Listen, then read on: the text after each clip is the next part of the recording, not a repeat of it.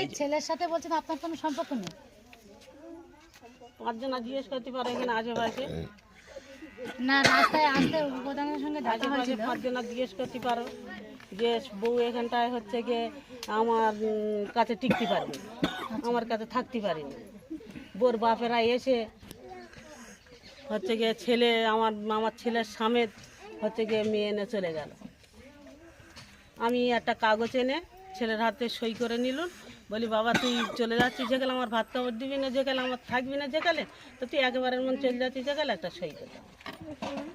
মানে ও একেবারে সই সামত করে দিয়ে চলে গেছে। মানে আপনি বলতে চাইছেন আমার ছেলের সাথে আমি কোনো রকম সম্পর্ক রাখিনি, সম্পর্ক রাখিনি, বা আমি ছেলে ঘরে আমার তুলি বাড়িতে আসে না, বা আমার ছেলে আমার ঘরে আসে। যেহেতু আজকে আমরা খবর একটা পেয়েছি, যেহেতু রাস্তার মধ্যে ওকে দেখতে পেয়েছিল, কয়েক বছরের ও মধ্যে আজকেরই বাড়ি এসছে। ঠিক আছে, এরকম আমাদের কাছে খবর আছে, যার জন্য আমরা এসেছি। আমার বাড়ি আপনার বিরুদ্ধে আপনার বৌমা কোনো কথা কিন্তু বলেনি আমাদের কাছে, ঠিক আছে?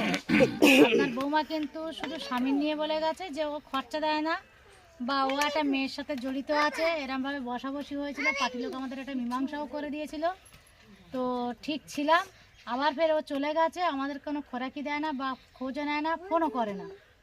ও বর্তমানে বাপের বাড়িতে আছে, আমাদের কাছে জানালো ঠিকানা আমরা নিয়ে, যার জন্য আপনাদের কাছে আসলাম। ছেলে তাদের এখানে আছে, বা ছেলে কোথায় থাকবে সে বাবার সাথে তো অবশ্যই কন্ট্যাক্ট থাকবে। মেয়েটা সব কিছু অত বললো, এই কথাটা বলিনি যে ওনার সামনে লেখা, মেয়েটার সামনে লেখালেখি হয়ে গেল। মেয়েটাই তো লেখালেখি তো সেরকম তো কিছু বললো না। মেয়েটাই তো আর গোষ্ঠী খানদান সব দেখে নিয়ে এলো। মেয়েটার বাপও ছিল, মেয়েটার মেয়েও ছিল। ও বাপের বাড়ি গেছিল, শোনো, ও বাপের বাড়ি গেছিল, বাপের বাড়ি গিয়ে তুই আমার ভাত খাবার দিবি না, আর আমার বাড়ি দিবি না, তুই আসবি নি, আর আমার সাথে তুই সাক্ষাৎ করবি না। তো হঠাৎ এরকম হলো কেন? মানে ওর কি আগে কোনো রকম সমস্যা হচ্ছিল এখানটা থাকতে কার? বৌমা? ওই তো আমি জালিয়া সাউরি ওকে খেতে দিই না, প্রতিদিন ওই একটাই লোক থাকে, আর ওই ওই ওই ঘরটার জন্য থাকি, আমার কেউ নেই। ওই একটা ঘর আর ওই একটা লোক। তা সবই একটা ঘর হলে শাশুড়ি টাশুড়ি থাকলে সবই অসুবিধা একটাই হবে। তো শাশুড়ি, ননদ দেবতার কেউ নেই।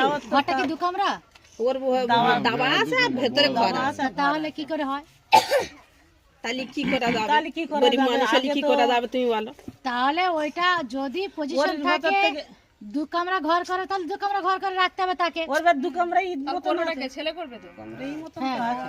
হ্যাঁ তুই বল। এক ধারে ছেলে আছে, এক ছেলের সাথে যদি ওর সেই সম্পর্কটা থাকে, যে ছেলের সঙ্গে কথা বলছে, আদৌ ছেলে ওনাকে খরচা দিচ্ছে, প্রথম কথা। দ্বিতীয় কথা হচ্ছে গিয়ে ছেলে এখানে আসা যাওয়া করছে, তাহলে অনেকে গার্জেন হিসাবে তাহলে আমরা যখন ডাকবো আপনাকে হাজির হতে হবে। আমার ছেলে এখানে কোনোদিন এখন আসেনি, কেউ বলতে পারে কেউ না। বলতে পারবি না, ঠিক আছে। এত এত এত এইবার আশেপাশে যদি আছে। কোনো জায়গায় যদি আপনার পার্টির লোক বসে একটা জায়গায় লেখালেখি থাকে, ছেলে আমার বাড়িতে ভিটেতে উঠবে না, ছেলের সাথে আমার কোনো সম্পর্ক নেই, তাহলে এই ক্ষেত্রে বৌমার সাথে বা ছেলের সাথে ওনার কোনো লেনদেন নেই, সেই ক্ষেত্রে কিন্তু উনি কিন্তু আইন হিসাবে জ্বলাবে না। এবারে উনি হচ্ছে আমার যে- কথাটা আপনি বুঝতে পেরেছেন? হ্যাঁ, বুঝতে আইন হিসাবে তাহলে তাহলে আপনি জড়াতে পারবেন না, মানে জড়াবেন না।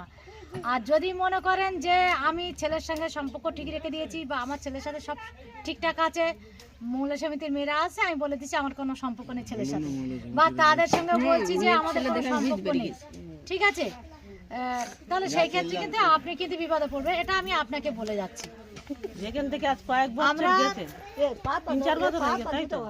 আমরা তালদি থেকে এসেছি, ভগ্নী নিবেদিতা মহিলা সমিতি থেকে। 3-4 বছর আমাদের হয়ে গেছে বুঝতে পারেননি যে আমরা কোত্থেকে এসেছি। ছেলে আর 3-4 বছর আমাদের চলে ভুল গেছে। হয়েছে, প্রথম পরিচয়টা আমাদের দেওয়া উচিত ছিল। আমরা মনে ভাবছি যে ঘরের না, আমরা মহিলা সমিতি থেকে এসেছি। জানি ঘরের জন্য আসছে মনে হচ্ছে। ওই মেয়ে, ওর কোলে একটা মেয়ে আছে, ওই মেয়ে হয়েছে 6 মাস হয়েছে, তখন